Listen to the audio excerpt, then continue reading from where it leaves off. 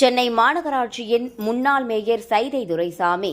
இவர் முன்னாள் முதல்வர் எம்ஜிஆரின் அபிமானி.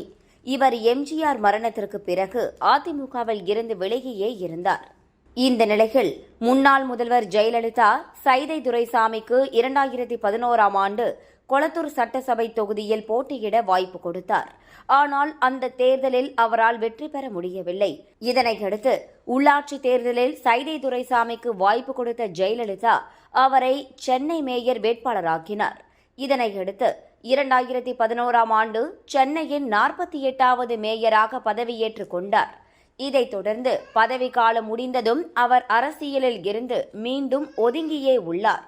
மனிதநேய அகாடமி என்ற பெயரில் இலவச IAS பயிற்சியை அளித்து வருகிறார்.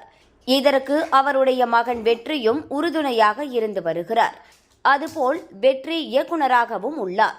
அவர் தனது உதவியாளர் கோபிநாத்துடன் இமாச்சல் பிரதேசத்தில் ஒரு த்ரில்லர் படம் எடுக்க லொகேஷன் பார்க்க சென்றார். அப்போது அவர் பயணித்த கார் சட்லஜ் ஆற்றில் கவிழ்ந்தது.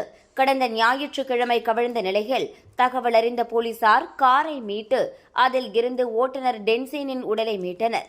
இதனையடுத்து காயங்களுடன் ஆற்றின் கரையில் இருந்த கோபிநாத்தையும் மீட்டு மருத்துவமனைக்கு அனுப்பி வைத்தனர். இந்த நிலையில் சைதை துரைசாமியின் மகன் வெற்றியை தேடி வருகிறார்கள். அங்கு கடும் பனிப்பொழிவு நிகழ்வதால் வெற்றியின் உடலை தேடுவதில் தொய்வு ஏற்பட்டது. சைதை துரைசாமியும் தனது மகனின் நிலை அறிய அங்கு சென்றுள்ளார். இந்த நிலையில் இந்திய விமானப்படை, இந்திய கடற்படை தேடி வருகிறார்கள். இதற்காக சென்னை அடையாறு தளத்தில் இருந்து சிறந்த வீரர்கள் இமாச்சல் சென்றுள்ளனர். இந்த நிலையில் ஆற்றங்கரையில் தேடும்போது மனித உடல் பகுதி கிடைத்ததாகவும் அது சந்தேகத்தின் பேரில் DNA பரிசோதனைக்கு அனுப்பப்பட்டுள்ளதாகவும் கூறப்படுகிறது.